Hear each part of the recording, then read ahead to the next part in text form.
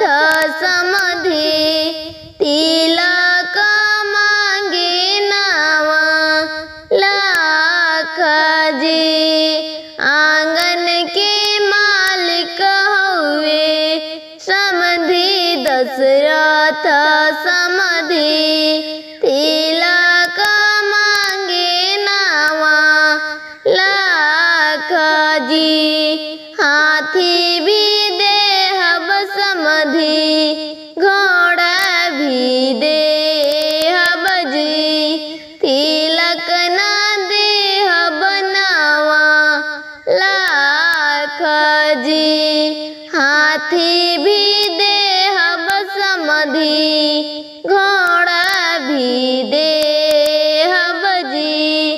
तिलक ना देहब नावा लाख जी। हाथी ना लेहब समधी घोड़ा ना लेहब जी।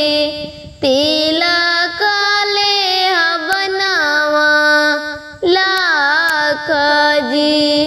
हाथी भी लेहब समधी घोड़ा भी लेहब जी। तिलक ना लेहब नावा लाख जी।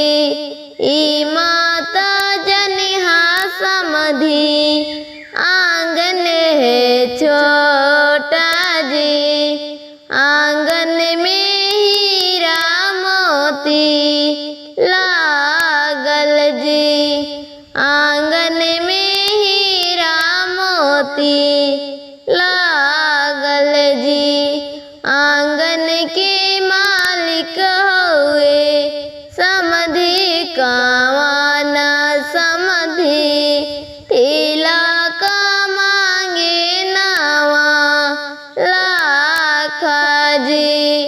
आंगन के मालिक हुए समधी कावाना समधी तिलक मांगे नावा लाख जी। हाथी भी देहब समधी घोड़ा भी देहब जी। तिलक ना देहब नावा लाख जी। हाथी भी देहब समधी घोड़ा भी देहब जी। तिलक ना